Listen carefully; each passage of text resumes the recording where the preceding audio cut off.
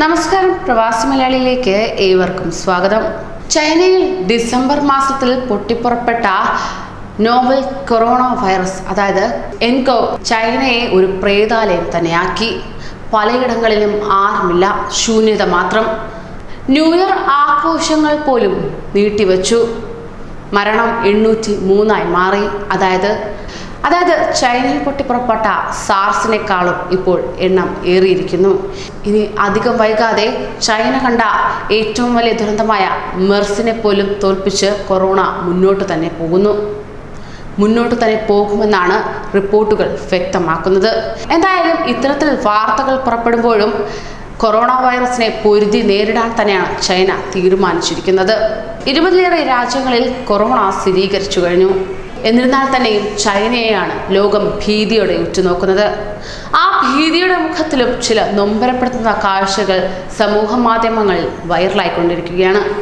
ഹൃദയം തൊടുന്ന ദൃശ്യങ്ങളാണ് വെറും 50 സെക്കൻഡുകൾ മാത്രമുള്ള ഇപ്പോൾ വൈറലാകുന്ന വീഡിയോയിൽ കാണുവാൻ കഴിയുന്നത്. കൊറോണ വൈറസ് ഭീതിയുടെ ആഴം ലോകത്തെ വ്യക്തമാക്കുന്നു ഈ കാഴ്ച എന്നതും ശ്രദ്ധേയമാണ്.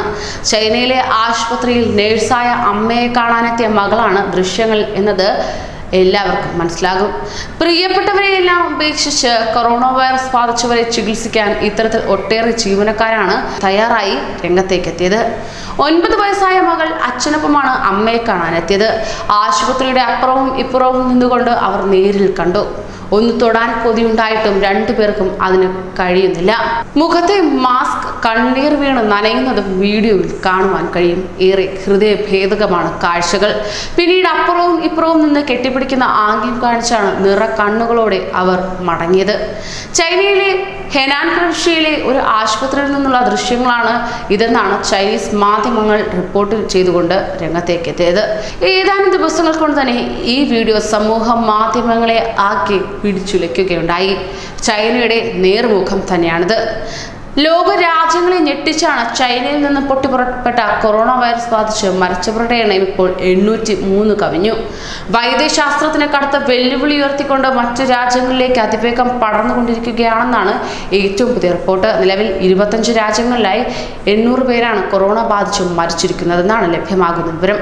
കൊലയാളി വൈറസ് ബാധിച്ചവരുടെ എണ്ണം 35,000-ന് മുകളിൽ കടന്നു. ആർട്ടിഫിഷ്യൽ ഇന്റലിജൻസ് ടെക്നോളജി ഉപയോഗിച്ച് CCTV കേന്ദ്രത്തിലിരുന്ന് സകല മനുഷ്യരെ അരിച്ചുപെറുക്കിയാണ് ഇപ്പോൾ ചൈന ഈ അവസരത്തിൽ കൊറോണ ബാധിതരെ കണ്ടെത്തിക്കൊണ്ടിരിക്കുന്നത് ശ്രദ്ധേയമാണ്. ലോകത്തിലെ ഏറ്റവും സങ്കീർണവും അത്യന്താധുനികവുമായ സർവൈലൻസ് സിസ്റ്റമാണ് കൊറോണ ബാധിതരെ കൃത്യമായി കണ്ടെത്തുന്നതിനായി ചൈന നിലവിൽ ഏർപ്പെടുത്തിയിരിക്കുന്നത്. കൊറോണ ബാധിതരെ കൃത്യമായി കണ്ടെത്തുന്നതിനായി ഫേഷ്യൽ റെക്കഗ്നേഷൻ ക്യാമറകളും ആർട്ടിഫിഷ്യൽ ഇന്റലിജൻസും പ്രയോജനപ്പെടുത്തിയുള്ള CCTV കേന്ദ്രങ്ങൾ ചൈന രാജ്യത്തെങ്ങും ഏർപ്പെടുത്തിയിട്ടുമുണ്ട്. നേരിയ തോതിൽ പനിയുള്ളവരെ കൂടി തെരുവുകളിൽ വെച്ച് തിരിച്ചറിയുന്നതിന് ശേഷിയുള്ള ക്യാമറകളാണ് ഇതിനായി ചൈന പ്രയോജനപ്പെടുത്തി വരുന്നത്. തുടർന്ന് ഇത്തരക്കാരെ മറ്റുള്ളവരുമായി ഇടപഴകാനാകാത്ത വിധത്തിൽ ഒറ്റപ്പെടുത്തി താമസിപ്പിക്കുകയാണ് ചെയ്യുന്നത്. കൊറോണ ബാധിതനെന്ന് സംശയിക്കുന്ന ഒരാൾ ട്രെയിനിൽ കയറിയാൽ ഇയാളുടെ സമീപത്ത് ആരെല്ലാമായിരുന്നു ഇരുന്നതെന്ന ലിസ്റ്റ് നൽകാൻ റെയിൽവേ സിസ്റ്റത്തിന് സാധിക്കുന്ന വിധത്തിലാണ് ചൈനയിൽ സജ്ജീകരണങ്ങൾ ഏർപ്പെടുത്തിയിരിക്കുന്നത്. അതേസമയം കൊറോണ ബാധിച്ച് ആദ്യ US പൗരൻ വ്യാഴാഴ്ച മരിച്ചുവെന്ന കാര്യം ഇന്നലെ സ്ഥിരീകരിച്ചിട്ടുമുണ്ട്. മരിച്ചത് 60 വയസ്സുള്ള ആളാണെങ്കിലും ഇയാളുടെ പേര് വിവരങ്ങൾ US ഒഫീഷ്യൽ പുറത്തുവിട്ടിട്ടുമില്ല.